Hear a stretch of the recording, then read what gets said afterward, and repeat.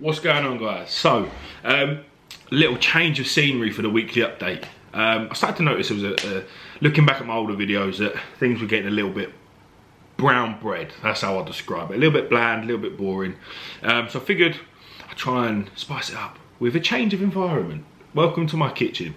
No, that's not the only thing. But yeah, I figured I'd try and talk a little bit about the things that go on from a weekly basis that might be exciting. You guys might be funny, because my life is not, well, I mean, you know, I'm a bodybuilder and a coach, so all I do is eat, train, work. It's pretty boring. But there are some funny things and some exciting things that happen from week to week. So I'll try and incorporate a little bit more exciting stuff in, so it's not quite just so, this week we did this, and this, and this. Yeah, so there's a couple of things. Firstly, I wanted to talk about, well, no, one of them would be off-season. Approach the food in the off-season. Just a little, I'm not going to go into loads of detail, I'm not going to bore you with loads of science, but just a little hack to make eating high volumes of food a lot easier for you. And it involves just putting a little bit of effort in. But before we come on to that, there is a massive announcement I have to make. Yeah, I posted on Instagram yesterday. I planned to do this video before the Instagram post went out, but I redid this video about 9 times. Camera had a bit of fault problems yesterday, and yeah. Anyway, we're here now. So yeah, if you did see the Instagram yesterday, you will know that I am now a part of the Flex Success team, and I'm one of their coaches, specifically their UK prep coach. This is a massive, massive change and opportunity for me. Yeah, just it took me back. It took me, you know, a good couple of weeks to let things all settle in, and you know, the what's the word I'm looking for here, guys? Come on, help me out. The magnitude of how big a shift and change this really is, and obviously what that meant for me, GWPhysique, and everything I'd kind of worked and built on in the last 2 years. You know, this is a massive change and a massive shift from a brand and a business perspective. Direction-wise, you know, the goal still remains the same. I plan to keep pushing my knowledge and my education on to become the best coach I can for my clients. Whether that was under GWPhysique or whether that's now under Flex Success, you know, the goal still remains to, you know, to be a voice in the industry of someone who shares good information, good education, and essentially, you know, help to keep people bodybuilding healthily for as long as possible, as long as they see fit or want to. So yeah, it's a nice big change for me. It's exciting, very exciting. I'd be lying if I said I wasn't nervous. But you know, when I first went full time with coaching, you know, I put out a video talking about the comfort zone and you know, forever trying to keep out of that and challenging yourself. And this is definitely a step out of the comfort zone into a new realm, new territory. So a new opportunity to learn and grow, and I'm all for it. I really am all for it. That, beside the fact that, you know, that prior to the last few weeks, maybe I'd wanted to go down the route of creating a community myself, you know, in the future, you know, at some point when I thought I was ready. And if someone had asked me, you know, would you want to be a part of something else, you know, something you be a part of someone's kind of team and family, I guess, I probably would have said, I don't know. But it was after speaking to Dean and Lizzie, you know, they're two fucking incredible people, man. They really are, really like just good energy, good human beings. So it made it it made it a lot more of an easy decision than I thought it would be to make the jump and go for it, man. That, you know, obviously the opportunity in front of me is quite big, but the people that I will be, you know, working alongside and for and with really played a big part in that decision. You know, it had to be the right people and the right community, I guess, and that it definitely is. So yeah, I'm now a Flex Success coach. Feels kind of mad to say that, not gonna lie, and I'm looking forward to what the year holds. What does that mean for GWPhysique? At the moment, things are just rolling as they are. Obviously, I've been in contact with my clients and stuff to kind of sort out the next few weeks the formalities of the change, because obviously from a coaching aspect we will be moving across and underneath the Flex Success banner. So there's a lot of, you know, finer detail-y stuff to get sorted out, and you know, admin-y stuff. But yeah, GWPhysique. It's my, you know, my Instagram and everything will still be there for me as an athlete, but it will be for me to keep, you know, sharing some educational content in the performance enhancing drug world, little updates on me, like I said, as an athlete progressing forward. So, you know, the page will still remain, and there'll be some flex success stuff dropped in there. But in terms of coaching, GWPhysique has evolved now into Georgia Flex Success. Can't change the Instagram handle, sadly, but that is what it is. So yeah, that is kind of the new direction and the new path. But yeah, it's gonna be a bit of a mad year. So yeah, moving on to the off season, right? Now this is something I wanted to talk about before we look at my, you know, what's been happening with me. Something that I found helped me massively in my last push-up, right, was when food gets high, just put a little bit of effort in, right? When you make your chicken and rice and veggies, don't just make chicken, rice and veggies. If you've got the calorie allowance there, spice your food up. Make some, you know, like a curry, like Turkish vibes, like skewers. Just get creative with your food, right? Don't just have chicken, rice, and the same boring vegetables you have every single day. Right? Put some effort into your food. Put some time into making it look presentable, look cetaceous. Actually, like, I'm not going to sit here and be like, oh yeah, I make my meals look like 5-star meals all the time.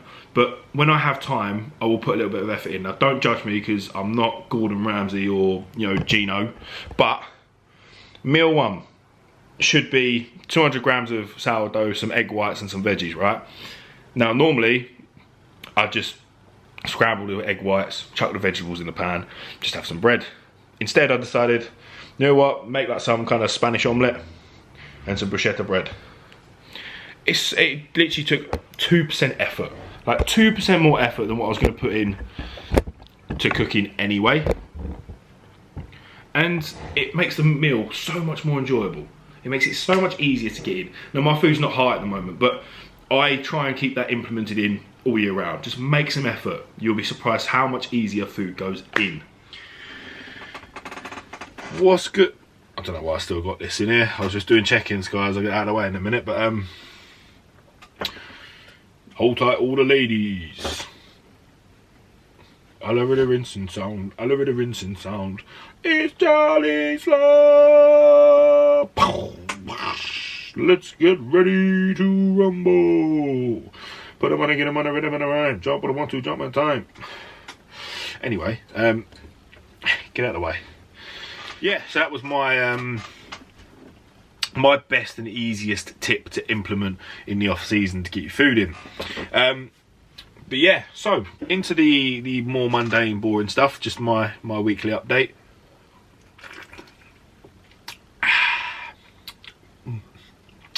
Can't really beat the OG, can you? It's just still that top three. It's the top three of the flavours of the Zero Sugar Monsters. Up there with this bad boy. This one, had it the weekend, Ultra Watermelon. Unreal. I'm not usually a fan of like the artificial watermelon flavour. Don't hate me, guys. Not really a fan of like the watermelon sweets used to get in a pick and mix and stuff. Just not my vibe. But that, don't know why I bought it, knowing that I don't like watermelon flavoured stuff. Love watermelon, not like artificial stuff. Turns out that absolutely bangs. The only thing I could compare it to was they do a watermelon toxic waste. You know them they're the savage toxic waste sweets. You eat them and like fucking make you pull all kinds of faces like you're at a rave. When you get past the dirty sour bit and you get into the sweet inside of the actual hard sweet, they have a watermelon flavoured one, and it tastes just like that. Absolutely 10/10.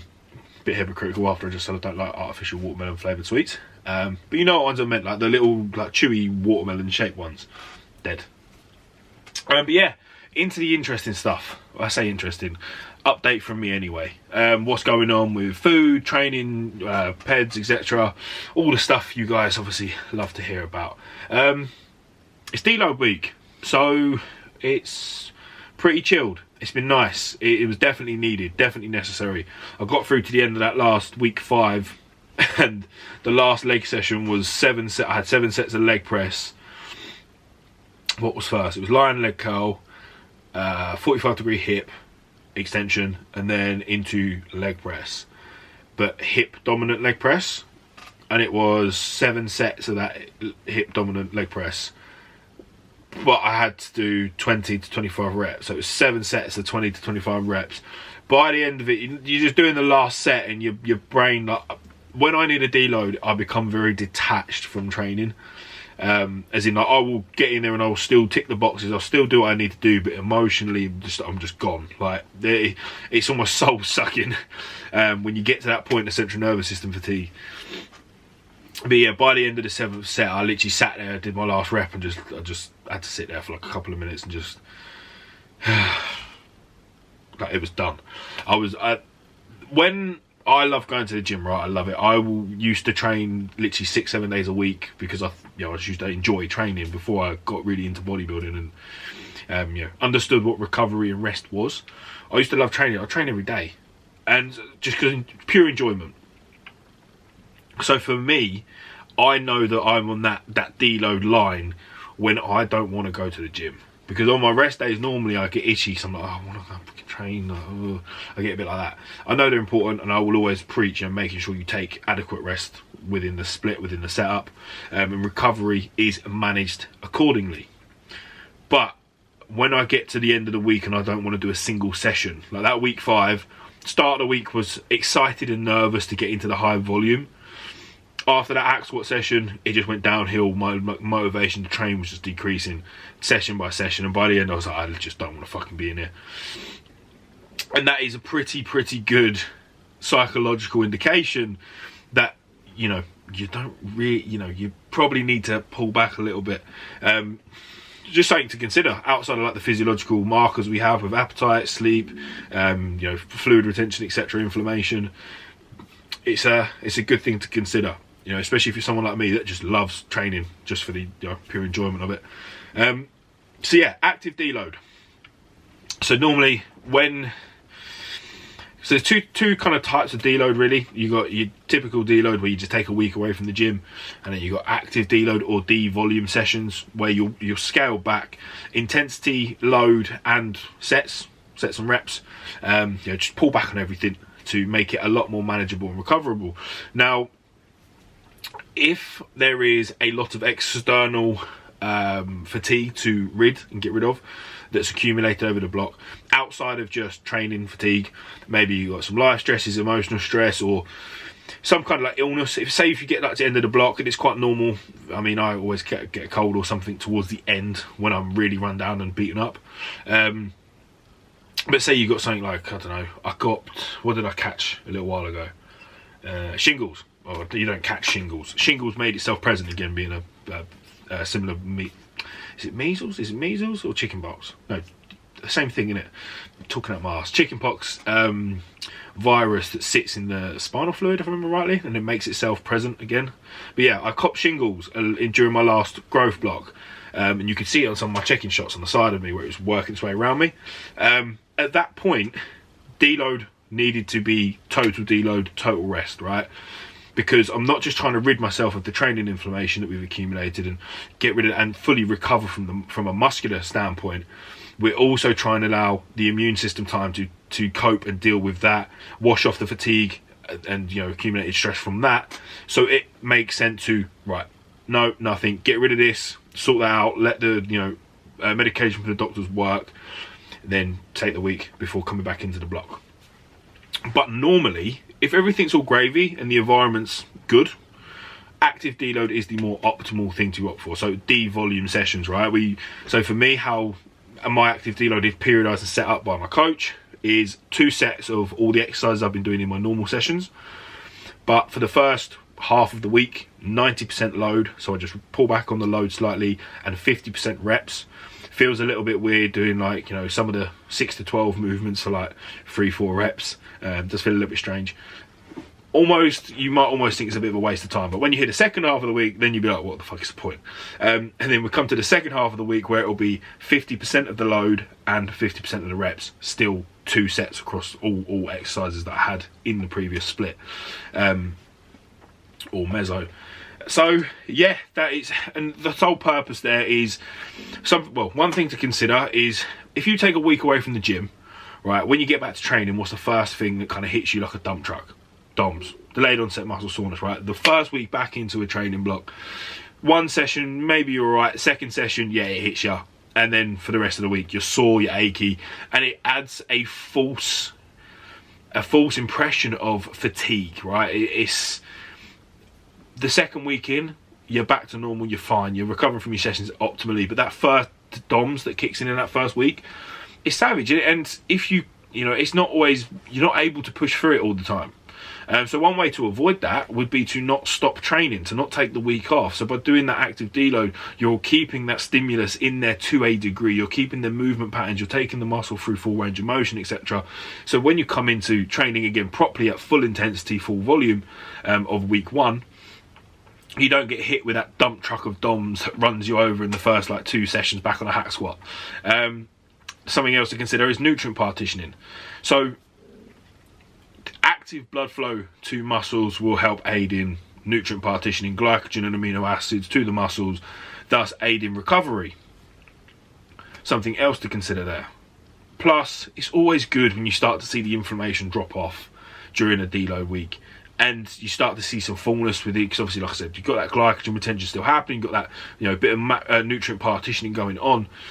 It's nice to see the physique look a bit better, look a bit less fluidy, less inflammation build up, see it drop off, get some nice pumps in the gym, not have to go in there and bust your bollocks, but just get like a, it's good for the morale, it's good for the mental side. As you start to feel better, as the fatigue washes off, you start to feel better, you start to see yourself in a bit of a better light when you look at yourself when you got a pump on. So yeah, I just think active deload is just a more optimal situation, really. You know, and everything we do should always be to be optimal, whatever that word really means. So yeah, that's me this week. I'm in a active deload. Now I've got going for my second leg session of the week soon, but it is Thursday? Yeah, Thursday's the start of the 50% load, 50% reps. Nice, easy. It should only take me like 45 minutes to an hour to get through the session, to be fair. Quite good. Enjoyable that'll be. So yeah, food. Last week, coming into that top volume load for week 5, food kind of needed a push up. My average weight for the week moved about 0.2, which is not quite in the kappa quota of 0.5 to 1% of total body weight, you know, that rough guideline that we try to stick to. My condition seemed to have improved massively in that last week as well, sharpened up, despite carrying a lot of training inflammation, despite that fluid build up. There was a lot, you know, clearer definition in the physique. So but it did mean that we needed to push things a little bit harder to get that average weight moving a little bit more appropriately. So this week we had a nice push up in the pre-workout meal, an extra 30 grams of rice in that meal. Nice big push up. Definitely feel it in the training sessions. When I start the session, I can see the old belly is a little bit full. I think I'm gonna have to adjust my pre-workout training window again. Like I can eat, drive to the gym, train. Like it takes me 20 minutes to get to the gym, so I can usually eat just before I leave, and I'm fine. By the time I start training, it's gone. But the rice kind of sits a little bit longer. So I might have to just give it a little bit more time, eat a little bit sooner before I need to leave, just to let the digestion settle, because there's a couple of times when I did the deload hack squat session, was a bit like, hello, there's my chicken and rice. Peds wise, we hit our peak anabolic and androgenic steroid load at the end of week 5. That will carry through right from deload all the way through this next massing block. We'll keep at that peak load of 2 grams total anabolics, which is, again, like I said, it's a new high for me. It's a new high. The whole point of this was to push to a new limit, see where blood work markers were, see where my biofeedback, like blood pressure, resting heart rate, etc. Get an ECG done as well during this block, see where this sits me, where I'm situated in comparison to the last push, where we got to about 17 milligram per kilogram. So we're here at 20-ish now. Yeah, so it's all fun and games currently. It's all new territory, you know, uncharted waters, and it's exciting. It is.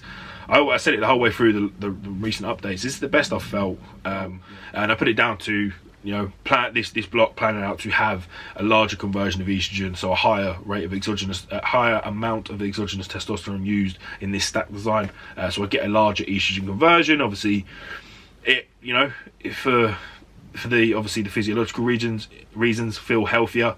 You know, estrogen being protective for the brain, for the heart, neuroprotective, good for cardiovascular health.